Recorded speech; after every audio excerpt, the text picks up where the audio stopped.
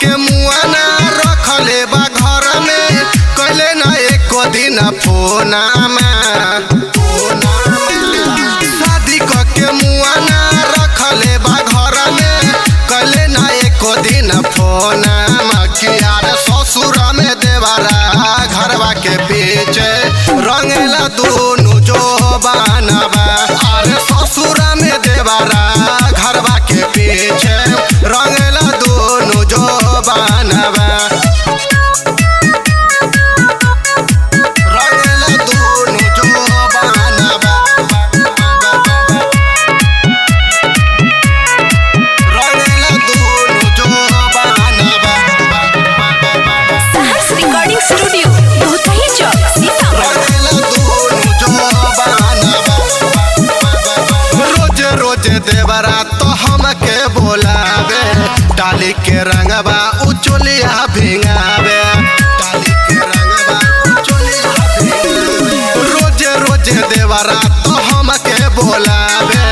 डाली के रंगवा उचोलिया भिंगावे चोलिया भिंगावे हमके बुला के घर में घुसा के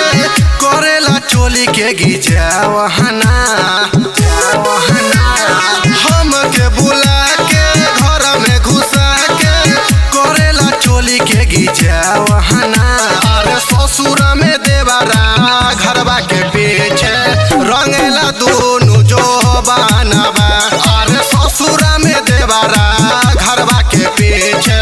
रंगेला दोनों जो बनवा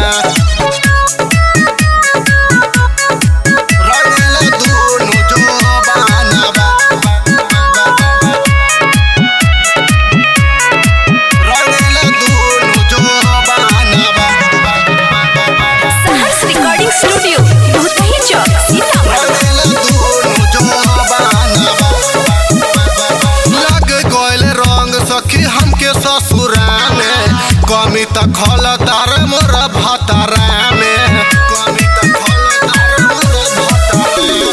लग गइल रंग सखी हमके ससुरा में कमी त खल तार मोर भतरा में राइटर तनवीर प्रेमी सदाम